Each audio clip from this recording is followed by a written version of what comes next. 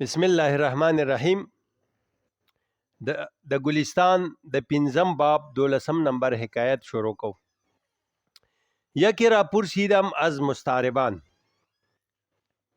ما تقول فی المردان یا ما تقول فی الامارت؟ گفت لا خیر فیهم ما دام احدهم لطیف یتخاشن فاذا خشن یتلاطف. یعنی چندان که لطیف و نازک اندام است درشتی کند و چون سخت و درشت شود چنان که بکار عنایت نرمی کند و دوستی و ملاطفت نماید. امرد انگا که خوب و شیرین است، تلخ گفتار و تند خوی بود. چون بریش آمد و بلاغت شد، مردم آمیز و مهرجوی بود. میگه که را پرسیدم از مستعربان، یکی از عرب بادیانشین یا عرب غیر خالص، او کسی که اصل عرب نباشد مگر در سرزمین عرب زندگی کرده باشد و کم و توم عربی در قاطی اوناچی شده باشد، عمر تیر کرده باشد، عرب غیر خالص اصلش عرب نباشد اما به لسان عربی بلد باشد. میگه یکی از مستعربان پرسیدم که ما تقول فی المردان، تو درباره امی کودکان بیریش چی میگی؟ درباره امردان. گفت لا خیر فیهم، در اینا هیچ خیر نیست. مادام احدهم لطیفا، تا وقتی که یکی از ایشان نرم و نازک می باشد یا تخاشنو چی میکنه؟ خشونت میکنه، سختی میکنه، ناز و نخره میکنه. فاذا خشنه، وقتی که سخت شود، بالغ شود، یا تلاطف و باز نرمی میکند. یعنی چندان که لطیف و نازک اندام است درشتی کند. تا وقتی که پاکیزه و نازک اندام چی میکنه؟ تندخویی میکنه، بد اخلاقی میکنه. و چون سخت و درشت شود، وقتی که سخت و درشت شد،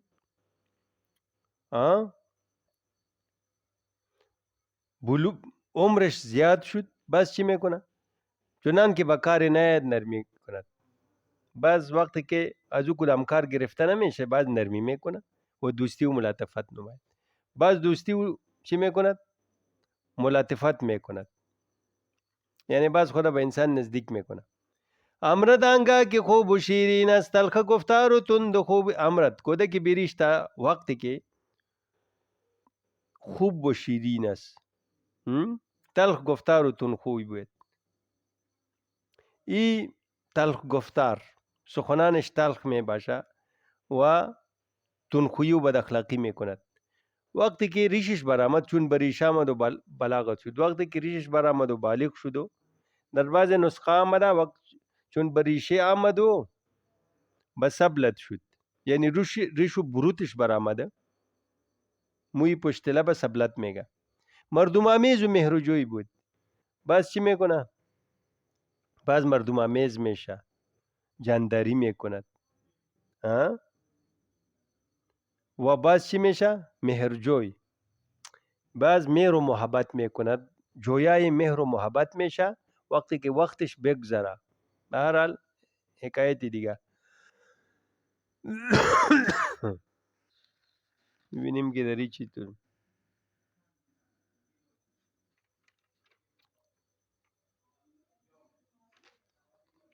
یکی را از علما پرسیدن، یو د علماء نه تپوسو کو که چا تپوسو کو د یو د عالمانو نه چا تپوسو کو د یو عالم نه که کسی با محروی در خلوت نشسته، چې یو کس د محبوبې سره چې ډېره ښکلي خالي ځای کې ناست وي مثلا، و درها بسته، دروازې هم تړلي و رقیبان خفته، او دا رقیبان هم مخالفین یا څوکیداران هم ودی، و نفس طالب و شهوت غالب، د سړي نه نفس هم مطالبه کوي او شهوت هم پې غالبي، خواهشات نفسانی. چنان که عرب گوید، څرنګه چې عرب وایي التمر یانع والناطور غیر مانع. یا التمر یا الثمر، چې میوه پخی یانع. قرآن شریف کې مرادي اذا اسمر و ینعیه، پوخوالی ته وګوره کله چې میوه ونیسي. به هر حال الثمر یانع، چې میوه پخی، یا التمر یانع کجوري پخی، والناطور غیر مانع. ناطور څه ته وایي؟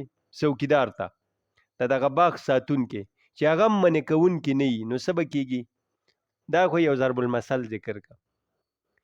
یو ځکه یو باغ ته ته لاړې دی چې میوه ښکلې پخه ده او باغوان هم څه نه وایي، نو خامخا یې خلک شو کوي، خوري، د هغې نه فایده اوچته چې مانع نه وي. نو دا دی ویلي چې مثلا چا نه سوال وشو د یو عالم نه که بالفرض داسې حالات یو سړي ته پیښ شي نو ستا څه خیال دی هیڅ کسې باشه هیڅ څوک به وي چې به قوت پرهیزګاري به سلامت بماند چې دا تقوا په طاقت سره د سالم پاتې شي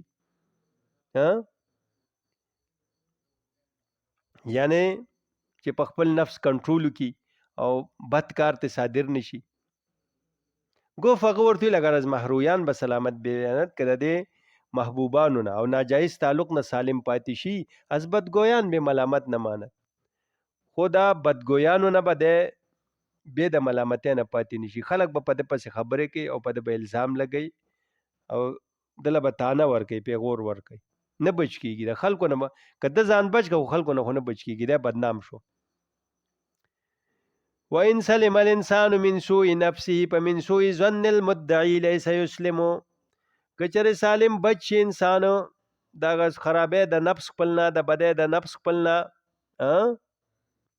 فمن سوء ظن المدعي ليس يسلم دا بدګمانه د مدعي نه نشي بچ کېدی سالم نه پاتې کېږي اب په خامخا الزام لګوي څوک زیاده مدعي دی شاید پس کار خیشتن بنشستن لیکن نتوان زبان مردم بستن وای دا ممکن ده چې خپل کار پسې سړی بیغمه کینی خپل کار سه کاری د چا کار کې کار نه لري لیکن دا ممکن نه دی چې د خلکو جبې بند کړي د بدګویۍ نه دغه کار ممکن دی چې سړی خپل کار سره کاری وړو چا د توجه ورنکړي د خلکو لیکن خلکو نه بچ کېږي خلک ورپسې خبرې کوي مثلا طوطی را بازاغ در قفس کردن یو طوطی دا یو کارغه سره په پنجره کې چا گیر کړ په یو پنجره کې طوطی او کارغه واچول او دای ساتل یو شوقي سړی طوطی از قب مشاهدتی و در مجاهدت می بود طوطی دا بدولی دا مشاهدت چې دی به قتل دا کارغه د مشاهده به کوله در مجاهدت می بود په ډېر مجاهدت او مشقت کې ډېر تکلیف کې می گفتی طوطی ببین چی طلعت مکروه است دا څه ناکار او خراب شکل دی دا مردار شکل نیولی و هیئت ممقوت او یو هیئت او یو صورت مبغوز دی و منظر ملعون او یو صورت او شکل دی چې لعنت په ویل شوی دی و شمایل ناموزون او د خوینه ما ناموزون دی وزن او د بیت دلالیانی دی پکې یا غراب البین یا لیت بینی و بینک بود المشرقین دا به وي اے سپیره کارغه کاش کې زموسته په منځ کې لريواله د مشرقین مشرق او د مغرب وي ته په مشرق او زه په مغرب وي د دوه مشرقونو یا علی السباب رویت هر کی برخیزت صباح روز سلامت برو مسابش په وخت سار کې کچری یو سړی ستا مخ ویني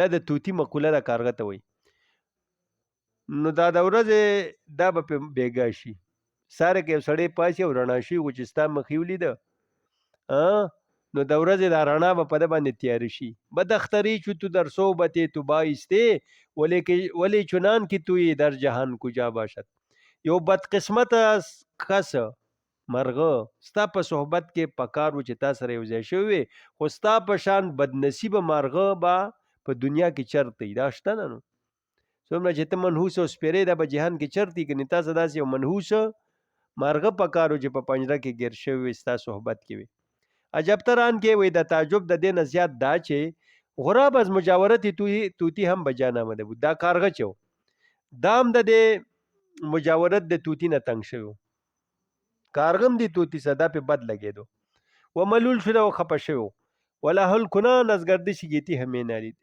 کارغه وی لا حول ولا قوت بالله به ویلې او د گردش د زمانه نه فریاد کولو و د سای تغابن بر یک دیگر می مالید او لاسونه د افسوس په یو بل مگل کې این چې بخت نګونس چې دا سه بخت الټا دی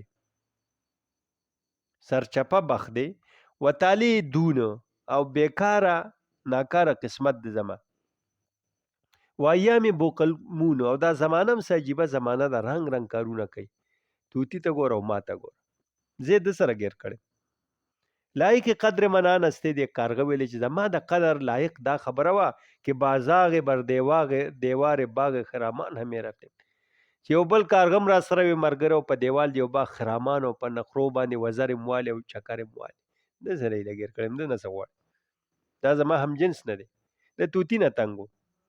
پارسارا بس این قدر زندان کی بود هم طویله رندان. یو پرهیزګار سړي له دومره قید بس دی چې دا د رندانو په دغه کې دی ګیر کې. مراد رندانو نه دلته لوپران یا بدکاران چې د هغوی هم مسلکه شي هم سلکه یا په یو ځای کې ګیر کې یو کوټه کې په یو مجلس کې په یو دفتر کې دله دومره تکلیف ورکول بس دی. ولې د دوی سره مزاج نه لګي روخ ورسره نه ګډیږي. نو کارغه ویلی تا چی گناه کردم که ما با کمه گناه کړی که روزگارم با عقوبت در سل که صحبت چنین ابلهی خود رای ناجنس هرزه درای به چنین بند مبتلا گردانیده است. چې ما بس ګناه کړی چې زمانه زه په عذاب داغي کې په صحبت د داس یو قمقل خودرای قمق احمق ناجنس چې زما جنس نه دی. هرزه درای په معنا ده بیهوده گوی بیهوده ویون کې به چنین بند مبتلا گردانیده است. په داسې قید کې زه مبتلا کړیم. نو دا کارغه توتی ته داسې وای کس نه آید به پای دیواره که بران صورتت نگار کنن. هیڅ څوک به د هغه دیوال ویخت را نشي د هغه دیوال خوا کې به ندرېږي که بران صورتت نگار کنن چې په هغې باندې ستا شکل څوک جوړ کړي. توتی ته وایي وی که په دیوال ستا شکل یم څوک به دیوال ویخ کې ونه ده توتی بد ښکارېد.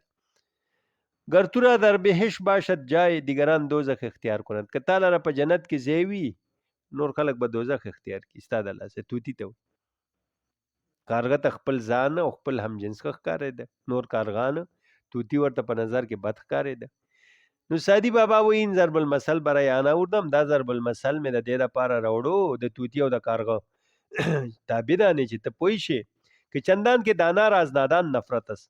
څنګه چې هوښیار لره د قمقل نه نفرت دی بدی شي نادان رازدانا واشه داسې د قمقل د هوښیار نه وحشت کوي نفرت کوي. بل مثال پی ورکو. زاهد درمیان رندان بود زان میان گفت شاهد بلخی گر ملولی زما ترش منشین که تو هم درمیان ما تلخی. و یو زاهد و تاریک الدنیا سړی دا په منځ د بیباکانو او لوپرانو کې ناست یو اجره کې دا هغه منځ نه دغه د رندانو د جمع نه یو بلخي محبوب وي چې د بلخ اوسېدونکی و. نو ده داسې تندې تریو نیولې و دغه زاهد دا لوپرانو دا خپل مجلسونه یې کولو خنداګانې وې ټوکې ټکالې وې. یو زاهد دې منځ کې ګیر شوی یا به مسافر یو اجره کې یو شپه. نو دغه هلکان په دې پوه شو په دې زاهد باندې چې ده باندې موږ بوج یو زمونږ دا مجلس یې نه دی خوښ. نو هغه ورته ویلې د بلخ یو محبوبو چې د بلخ اوسېدونکی و دغه زاهد ته یې ویلې ګرملولې که ته خفه یې زموږ نه تندې دې تریو نیولې زما ترش تریو مه کښېنه که تو هم درمیان ما تلخې تم زمونږ په منځ کې تریخې تم په موږ بوجې موږ ته نشو برداشت کولی. موږ ازاد ګپونه لګو خندا ټوکې ټکالې او ته صوفي او زبرګې زمونږ او ستا نه کېږي. څنګه چې ستا زمونږ نه نفرت دې بدې دې شو موږ در باندې بوجي داسې ته په موږ بوج. موږ وایي چې را څه وخت بوځې داسې د هلکان مجلس کې ناست یو خپل مجلس یې د سګرټو نسوارو چرس کوي یو نیک سړی پکې راشي نو په دیو بوجي چې د دم بدې شي دا مجلس یې نه خوښ خو هغوی هم چې دا به څه وخت وځي دا نشي برداشت کولی. جمعی چو گل و لاله به هم پیوسته تو هیزم خوش در میانشان رستا چون باد مخالف و چو سرما ناخوش چو برف نشسته و چو یخ بربسته. وی زمونږ مثال داسې دی چې یو جمعیت چو ګل و لاله لکه ګل و لاله به هم پیوسته یو بل سره پیوست شوي دي یو ځای کې یو بل سره ګلان و ګل لاله جمع شوي دي او ته یو وچ ډکې د دې په منځ کې راوچت شوی رسته هیزومې خوش وچ خشاکه درمیانشان رسته. ستا مثال داسې دی هغه دغه ته وایه هغه زاهد ته چې د ګلانو یو ګېډې وي او ته یو وچ ډکې پکې روتي ته په موږ کې داسې ښکاري. دلته رسته به وایه ولې چې دا د رستن نه دی. رستن څه ته وایه یو شی د ځمکې نه راشین شي دې ته رستن وایي. یو رسته دی رسته خلاص شوی نجات یافته مثلا د هغې مصدر رستن دی دې کې ډېر فرق دی که نه رستن به نه وی دلته تو هیزومې خوش درمیانشان رسته داسې به نه وی څنګه به وی څنګه به وایي توهی زمې خوش درمیانشان رستا، د رستن نه چې شي یعنی روچت شوی، لکه څنګه چې ځمکه نه یو شي اوچت یا یو ځای کې ګلان ولاړ یو ډکې پکې روتي، او رستا نجات یافته خلاص شوی، رستن خلاصې موندله، د هغې دا معنی ده دغه مصدر.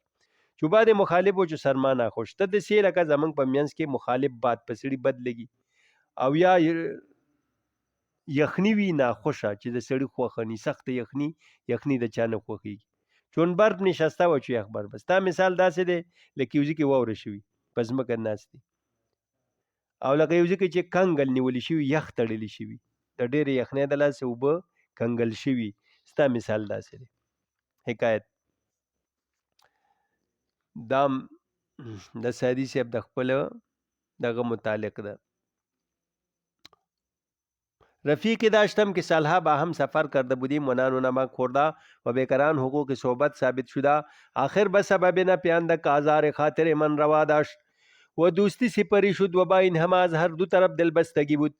به حکم آن که شنیدم که روزی دو بیت از سخنان من در مجمعی می گفتند نگار من چو در آید بخنده نمکین، نمک زیاده کند بر جراحت ریشان، چی بودی هر سر زلفش به دستم افتاده چو آستین کریمان به دست درویشان.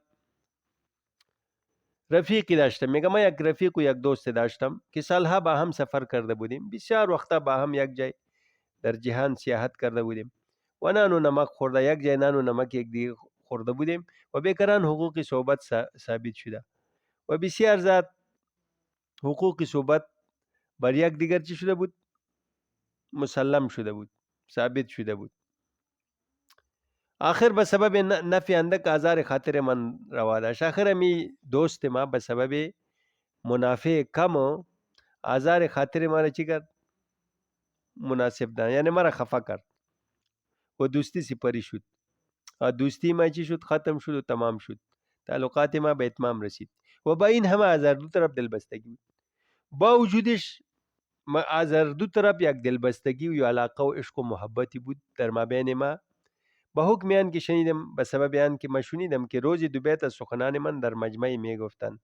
یک روز میگه در یک مجلس یک دو بیت مرا که ما شعره را گفته بودین ای می سرود. اما دوست ما شعرهای مرا در یک مجلس می گفت. او شعرهایی بود: نگار من چو در آید بخنده نمکین، نمک زیاده کند بر جراحت ریشان. میگه محبوب من، یار من وقتی که بخنده نمکین می آید و خنده می کنه، میگه بر زخما چی می کند؟ نمک می پشه، نمک پاشی می کند.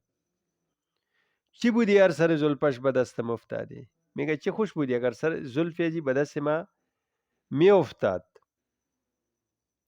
چو آستین کریمان به دست درویشان، مثل که آستین مردمان سخی در دست فقیران می افته، چقدر خوش میشه، از او چیزی اصول میکنه.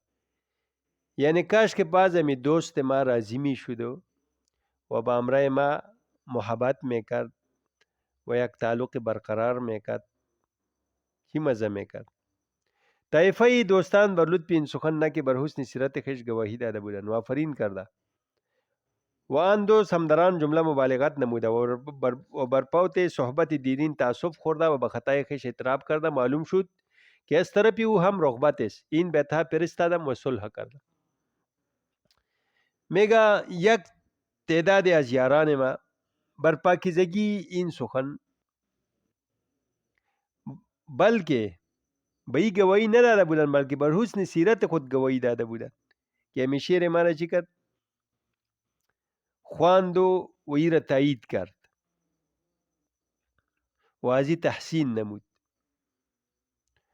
خب و آفرین کرده، یعنی به این شعر ما شاباش گفته و آن دوست همدران جمله مبالغت نموده و همو دوست و رفیق ما که بودی بسیار دی مبالغه کرده بود در تحسین بلاغت شعر ما و آفرین کرده و آن دوست همدران جمله مبالغت نموده و بر پوت صحبت دیرین تعصب خورده. همو صحبتا چند روزی که ما وی جدا بودیم به او یعنی متاسف بود که چرا امی صحبتای ما چی شده؟ ترک شده و به خطای خویش اعتراف کرده و به خطای خود چی کرده بود؟ اعتراف کرده بود که غلطی از طرف ما بود سعدی ملامت نبود. معلوم شد که از طرفی او هم رغبت است. میگه برای ما معلوم شد که از طرف از او یک قسم میلان و رغبتی است به طرف ما که پس ما وزی صلح کنیم. میگه ای به اتحاد فرستادم و صلح کردیم. این شعر را برش نوشته کردیم، روان کردیم و با امرش صلح کردیم. او شعر این است: نمارا در جهان عهد وفا بود، جفا کرده و بدعهدی نموده. به یک بار از جهان دل در تو بستم، ندانستم که برگرده بزوده. کنونت گر سر صلح است بازای، کزان محبوب تر باشی کی بودی. نمارا در جهان عهد وفا بود. آیا ای طور نبود استفهام است که در جهان بر ما وفا و عهد بود در بین ما. اینطور نبود، بود. تو خودت جفا کرده و بدعهدی نمودی. جفا کرده و امو عهد خود شکستان ده، بدعهدی نمودی. عهد دوستی که به ما بسته بودی او را ختم کرده. با یک بار از جهان دل در تو بستم. میگه با یک بارگی مکمل دل به تو دادیم. از جهان، از همه جهان صرف نظر کردیم، دل خود به تو دادیم. ندانستم که برگردی بزودی. من نفهمیدم، تصور نمی کردم که بزودی تو از من میگردی. و دوستی و محبت چی میکنی؟ ترک میکنی. هنوزت گر سر صلح هست بای. میگه فی الحال هنوز هم اگر سر خیال صلح داری، ایره سر نگوید، سر بگوید. مقصد از سر صلح یعنی خیال صلح. امی خیال و تصور در سر گردانیده می شود. از این سبب میگه سر صلح. اگر سر میگه، سر به معنی راز است، راز صلح. نه بهترش چیز که چی تلفظ کنی؟ سر. هنوزت گر سر صلح هست بازای. اگر سر صلح، خیال صلح داشته باشی، باز پیش ما بیا. کزان محبوب تر باشی کی بودی. که از سابق بادم کی بودی، از او قدم تو را زیاد محبوب ما میشی. حکایت: یکی را زن صاحب جمال درگذشت و مادر زن فرتود به علت کابین در خانه او متمکن بماند. مرد از مجاورت او چاره ندیدی تا گروهی از ناشنایان به پرسیدن آمدندش. یکی را زن صاحب جمال درگذشت. یو سړي لره ډېره ښکلې ښځه درگذشت، مړه شوه. د یو سړي ښځه وه ډېره ښکلې، هغه مړه شوه. و مادر زن فرتود، و مادر زن چې هغه څه وه فرتود، به علت کابین در خانه او متمکن باد. د دې سړي خواښې چې وه، هغه فرتود ډېره بوډۍ وه، خو په سبب د مهر د ده په کور کې هلته میخ شوه، پاتې شوه. مور یې راله، د دې ښځې مهر پاتې و، د لور خو یې مړه شوه.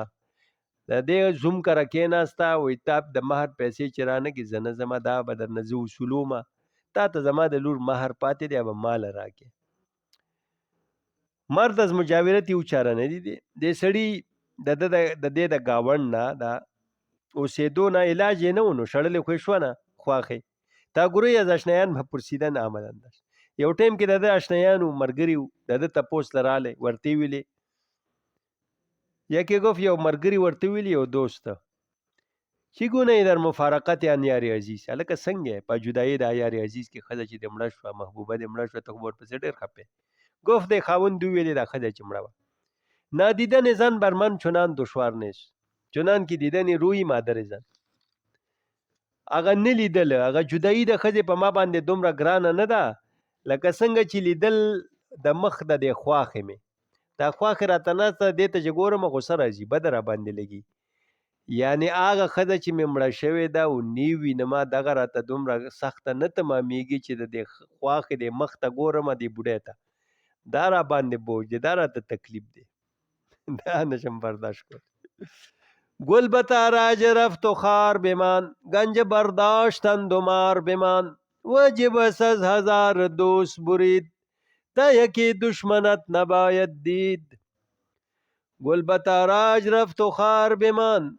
گل خو په لوټ مار لاړو ګلانو، خو غنې پاتې شوې.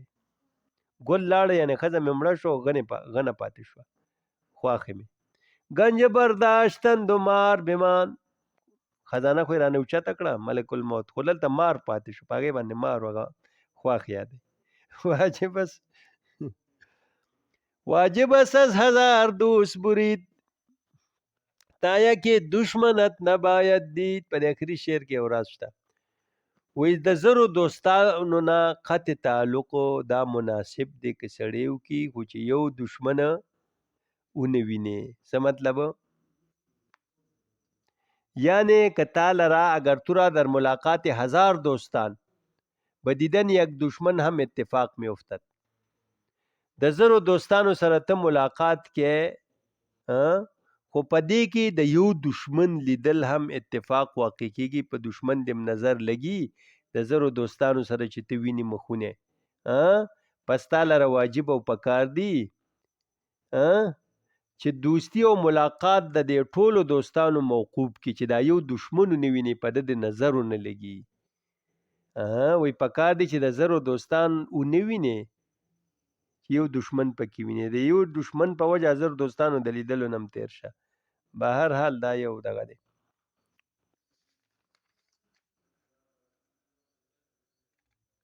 حکایت: یاد دارم که در ایام جوانی گذر داشتم به کوی و نظر به مهروی، در تموزی که حرور شاب دهان بخوشانیدی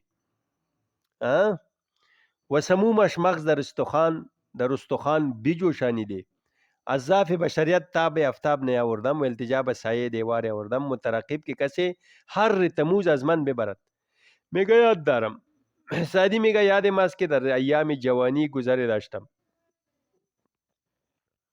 مروری داشتم به کوی در یک کوچه و نظر به مهروی، او نظری داشتم به یک مهروی، به یک محبوبه که مثل مهتاب رویش بود. یعنی پوسکنده برتان بگیم، سعدی سر یک دختر عاشق بود، به یک معشوقه که خیلی زیبا و قشنگ بود. خب در تموزی که حرور شب دهان بخوشانیدی. حالا قصه خودم میکنه، سرگذشت خودم بیان میکنه. میگه در ماه تموز ای ماه دهمی از ماهای رومی است و مصادف میشه با مرداد ماه.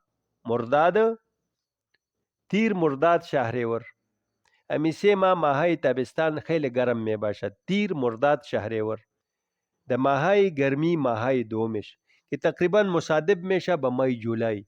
د مای جولای گرمی خیلی زیاد می باشه. میگه در گرمی که حرور شب دهان بخوشانیدی. اما بعد گرمی مای تموز میگه لاب دهان خشک میکرد. دهان حلق انسان چی میکرد؟ از خیلی گرمی خشک میشد. و سمومش مغز در استخوان بجوشانیدی. و اینطور هوای گرمی بود. سموم بعد گرم میگه، هوای گرم که مغز در استخوان چی میکرد؟ به جوش میورد. اینقدر هوا گرم بود. هوا خیلی چی بود؟ گرم بود. از ضعف بشریت تاب افتاب نیاوردم. دمی مایه که خیلی گرم بود، میگه از ضعف بشریت انسان بسیار ضعیف است، نه؟ خلق الانسان ضعیفه. میگه تاب افتاب نیاوردم و التجا به سایه دیوار آوردم. چی کردم؟ د سایه یک دیوار پناه آوردم، استاد شدم. خیلی گرم بود دا و خیلی تشنه شده بودیم. مترقب دری انتظار بودیم که کسی از هر تموز از من ببرد، که یک کسی می گرمی مای جولای را از من چی کنه؟ ببرد. خب هر تموز را از من به برداب فرو نشاید. ای ببرد نیست، برداب یا برفاب. در یک نوع برفابش سیسته. میگه هر تموز را از من به برفاب فرو نشاند. سر ما یا کاوی یخ بنوشانه، که امی حرارت موسم گرما از ما دفع شود. میگه دی خیال بودم که خدا کنه کسی از امی جایی که دمو کوچه محبوبم داشت. میگه اونجا استاد بودیم و در خیال بودیم که خدا کسی را مهربان کند که برفا که در مابینش یخ انداخته باشد، آب یخ باشه، بیایه و ما امی گرمی مرا دفع کند. میگه اینجا استاد بودیم که ناگاه ظلمت دهلیز خانه روشنی بیتافت، که یک دم از تاریکی دهلیز خانه چی شد؟ یک روشنایی ظاهر شد. مراد یک حسین بیامد، یک دوشیزه ظاهر شد. یک دختر خوش زیبا چی شده بیرون آمد. یعنی جمالی که اینقدر چی بود زیبا بود که زبان فصاحت از بیان صباحتی و عجز ماند. زبان فصاحت کسی که خیلی پسه باشد از بیان سفیدی و صفایی رویش عجز میمانه، او را وصفش بیان کرده نمیتونه. و معشوقه که از می خانه یک دم برآمد، چنان که در شب تار صبح برآمد. میگه طور معلوم شد که شب تار باشد، شب تاریک باشه، یک دم صبح شو، صبح صادق شو، دنیا روشن میشه. میگه دنیا برای ما تاریک بودی که آمد پیش روی ما، یک دم جهان چی شد روشن شد. یا آب حیات ظلمات بدرایت، یا آب حیات از تاریکی چی شود بیرون آید. قدح برفاب در دست گرفته، یک پیاله ای از برفابو که در او برف انداخته در دستش بود و شکر در آن ریخته. یک کمی از نبات و شکر هم در او چی بود ریخته بود، یعنی شربت بر ما بود و به عرق گلش هم ریخته. و بعض دمی شربت که شکر انداخته بود عرق گلم در آن خلق کرده بود، یک قسم خوشبویی میداد. ندانم که به گلابش متعب کرده بود یا قطره چند از گلی رویش در آن چکیده. میگه من نمیدانم کیرا در این گل گلاب انداخته بود دمی شربت به این را متعب خوشبو کرده بود، یا قطره چند از گل رویش امی عرقش درون ازی چکیده بود، گویا که روی امی معشوقه را به گل گلاب تشبیه کرد و عرقی که از او میگه داخل امی شربت ریخته بود. پل جمره شربت از دست نگارینش گرفتم. شربت از دست نگارینش چی کردیم؟ نگارش بود دیگه، معشوقیش بود، گرفتیم و عمر سر گرفتم. او را که نوشیدیم امی شربت از دست محبوبه خدا، میگه پس از سر زندگی برای ما چی شد خداوند داد، پس جوان شدیم. و گفتم خو لیکن حالی از وصال ازی خود سیر نمیشه. یک دفعه معشوقه خود دید شربت از دست گرفت. زمان به قلبی لا یکاد یسیغه رشف الزلال ولو شربت بهورا. یعنی در قلب ما اینطور یک تشنگی است، یک تشنگی را احساس میکنیم، در دل ما یک تشنگی است، لا یکادو نزدیک نیست، یسیغه که سیراب کند، امی تشنگی مرا دفع کند، رشف الزلال چی؟ نوشیدن آب شیرین و زلال، آب شیرین و خوشگوار و آب صاف چی میگه زلال میگه. ولو شربت بهورا اگر که ما دریاها و بحرها را بنوشم، لیکن امی تشنگی ما تمام نمیشه، دفع نمیشه. منظور ازی مراد ازی زلال آب وصال است که امی معشوقه ما هر قدر که طرفش ببینیم تشنگی ما چی نمیشه، از وصال ازی ما سیر نمیشیم. یعنی کش که از پیش ما نمیرفت، شربت کو سر ما نوشنید. خرمان فر خونده تاله را که چشم، وی خوشی و تازگی است